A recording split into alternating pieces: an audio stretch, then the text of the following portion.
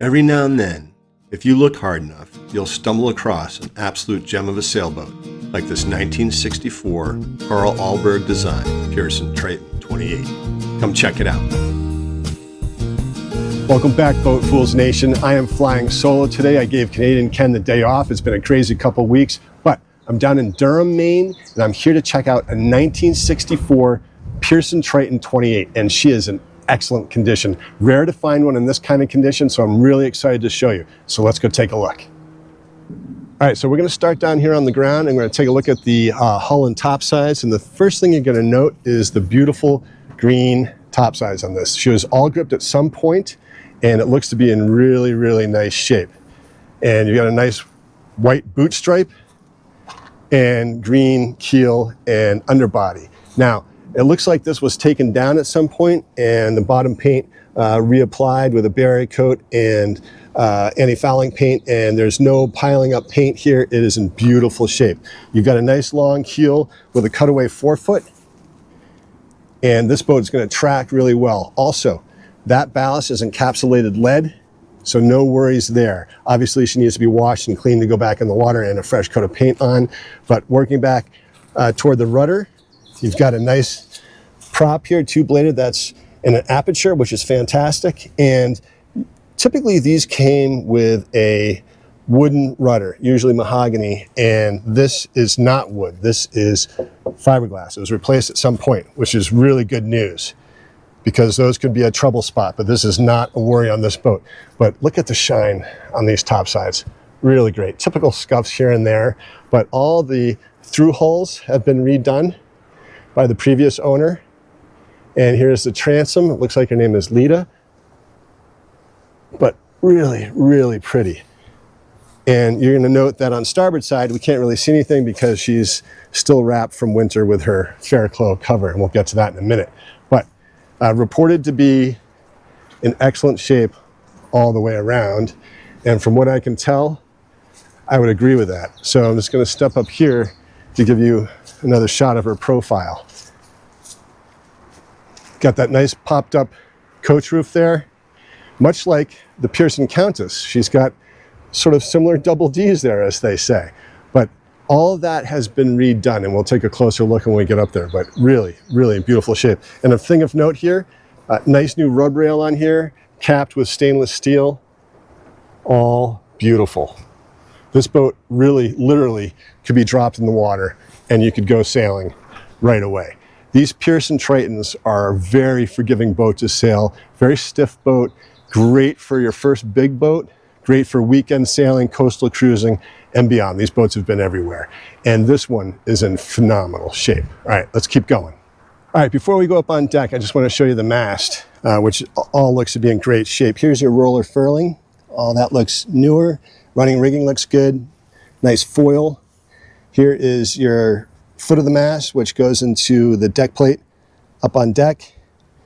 And your stainless steel standing rigging, which looks to be in really nice shape, actually. Here's a turnbuckle. These look newer, so that's nice. And your running rigging looks decent. This is a fractional rig, which means your forestay only goes up about 3/4 of the way to the top of the mast,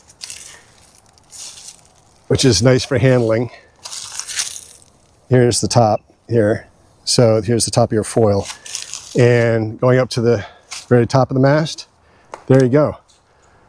Boom is not available to see, but all this looks to be in great shape. No reason to think that the boom wouldn't be as well. So let's go check out up top.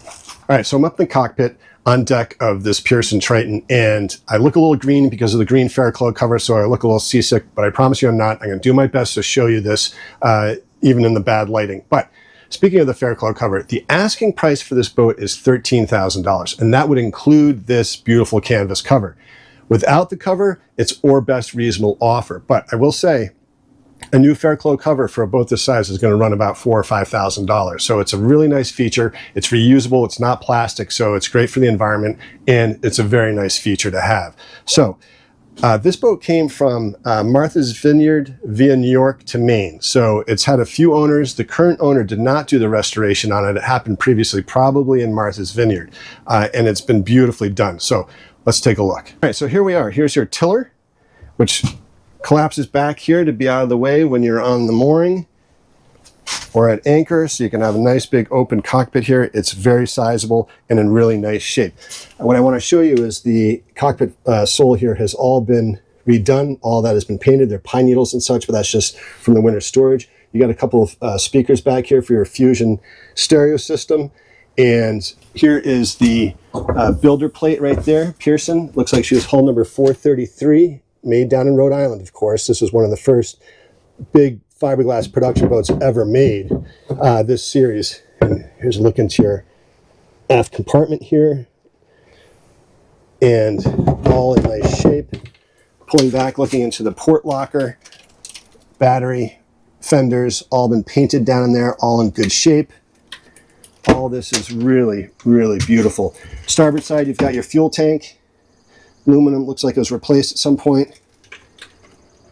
Here's your, looks like a Harkin Traveler system here. Little aft deck here, all beautiful. Coming forward, we've got self-tailing primary winches, Harkin. These are new, port and starboard. You've got a chart plotter right here, Raymarine chart plotter. These covers are always tough to get off. There you go. There's that. You've got a beautiful compass, which you can see from down below as well, and various other instruments here and on starboard. Then you've got a self-tailing winch up on your coach roof. Looking forward, you can see the shine on this. All been beautifully painted, in great shape. Nice high coaming boards here, so you can sit here comfortably and have your cocktail at mooring. And then, making getting your cocktail even easier, you've got access to your ice box right here. Probably not great for keeping things cold and your ice is going to melt more quickly, but for grabbing that beer or that cocktail or snack is going to be really convenient. Now, on starboard side, you've got your engine controls, here's your shifter and throttle, tachometer, oil pressure, all that good stuff. This was repowered, and we'll get to that when we go down below. But again, looking down, this is me sitting against the port coaming boards. My feet are stretched out towards your engine control panel over there, and there is tons of room in here.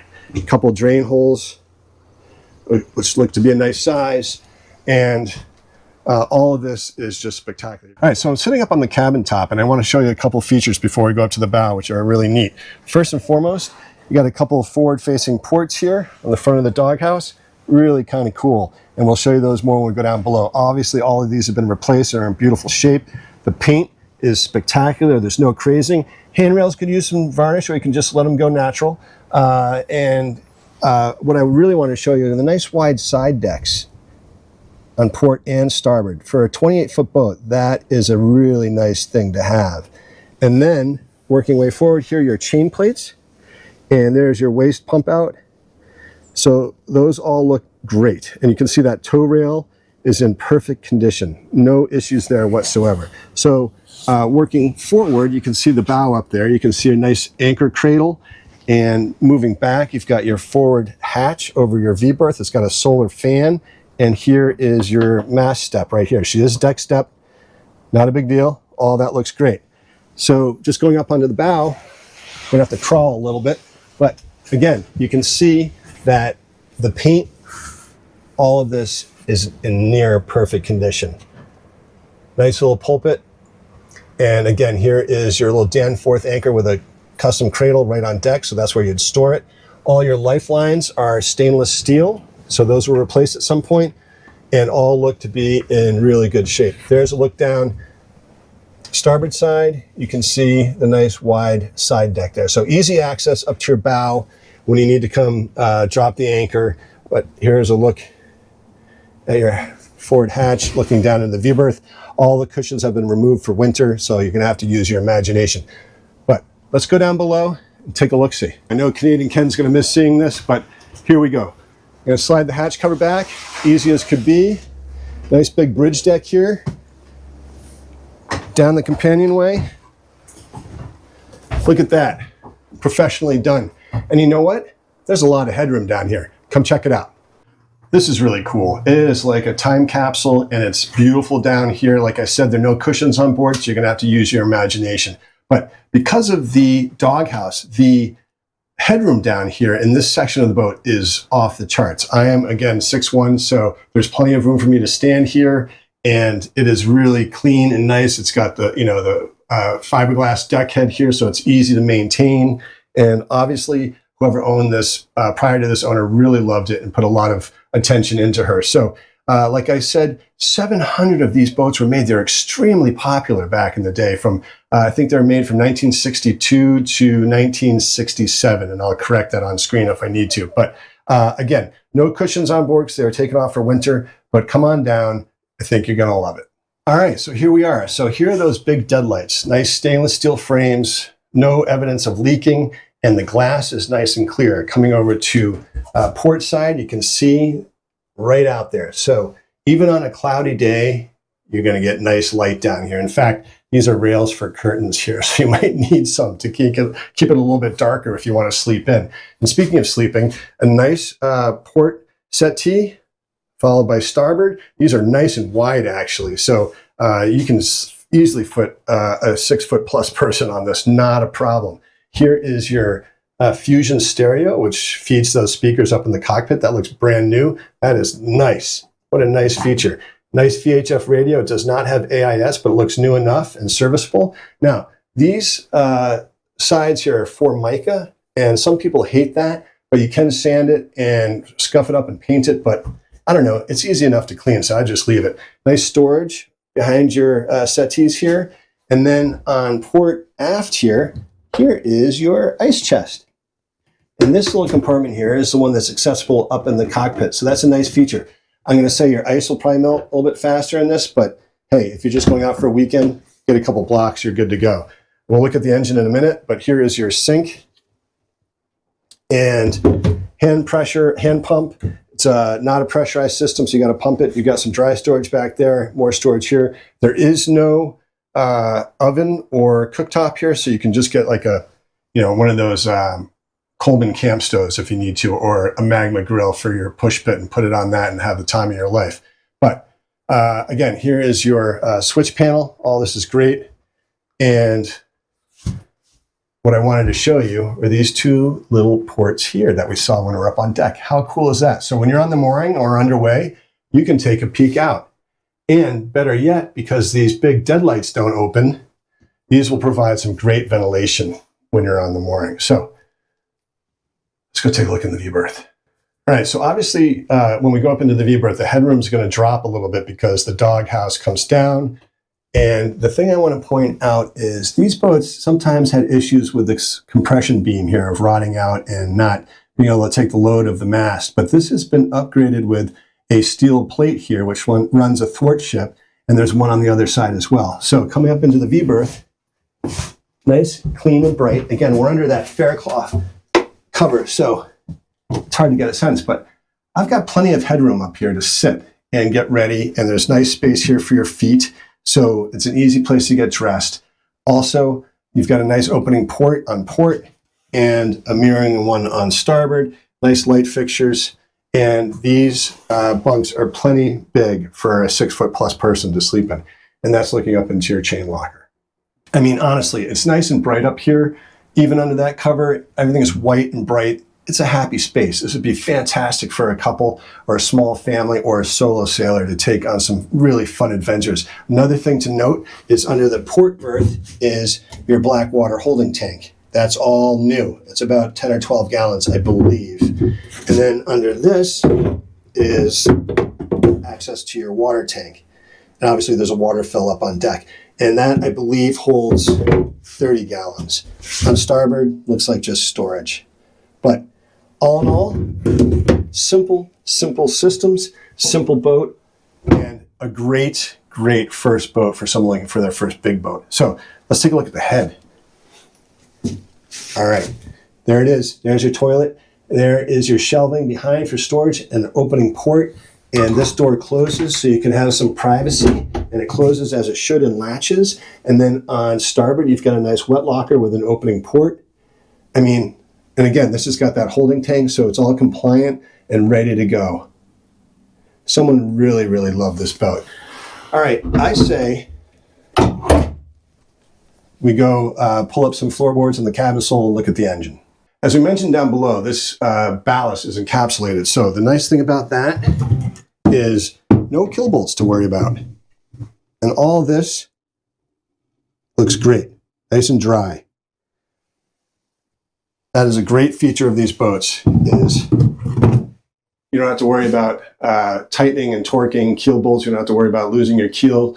Obviously, you don't want to ground, but everybody will ground eventually. So this is a good boat to bump into some sand. You're going to be okay. All right, so let's take a look at that engine. So these usually came with an Atomic 4 gas engine, and this has been repowered with a Yanmar diesel. So this is good news, and it's newer. We believe it's less than 1,000 hours, or maybe even less than that. But it's been winterized, and things have been taken apart. So the board that goes behind the companionway steps and the board that goes over the engine have already been removed. So all I have to do is remove the companionway steps, and there you have it. Bada bing, bada boom. Piece of cake. Now, look at this. It looks beautiful. Decent access, at least, at the very least, over the top of the engine. It's easy to get to, and to your salient points like your fuel filter, oil filter, and this is nice. Whoever did the electrical work on this did a really, really nice job. Obviously, this was professionally done, and it's in great shape. Engine mounts look good. Everything looks great. This thing, honestly, it is, for a 1964 boat, this thing is ready to rock and roll. And as we learned in episode 115, I believe it is, The Truth About Sailboat Insurance, even though this boat is older, she is insurable. All right, let's wrap it up. All right, everybody, what a cool boat. I hope you enjoyed that as much as I did. I mean, this boat checks so many boxes. I wish Canadian Ken were here to see her. I bet he would say it reminds him a lot of his old Bristol 27 Beagle. Very similar lines, though this one's a bit bigger. But this boat checks so many boxes. You got the newer diesel, you got almost brand new sails, you got updated electronics, you've got the self-tailing winches, you got the new Blackwater holding tank, you've got a paint job to beat the band. It's beautiful. This boat has been really meticulously maintained, and it's a very forgiving boat. She's very stiff. She races a 44. She's an ultra heavy displacement of over 300, and her comfort ratio is almost 30. So she's going to be a nice, comfortable ride. And with that long keel and encapsulated ballast, she's going to track really, really well. Great for a solo sailor, great for a small family or a couple, great for coastal cruising, weekending. Heck, take it around the world for all I care. It could do it. Now, we'll put the seller's contact information in the description below, and we encourage you to reach out with any questions to him. And again, the asking price, $13,000. That includes the Fairclough cover. And we really appreciate it if you would click like, subscribe, and share, and spread the good words about Boat Fools Sailing. And don't forget to subscribe to the Boat Fools Report. It's a fun newsletter we put out every couple of weeks. And finally, thank you. We really appreciate your support, and we'll see you next time.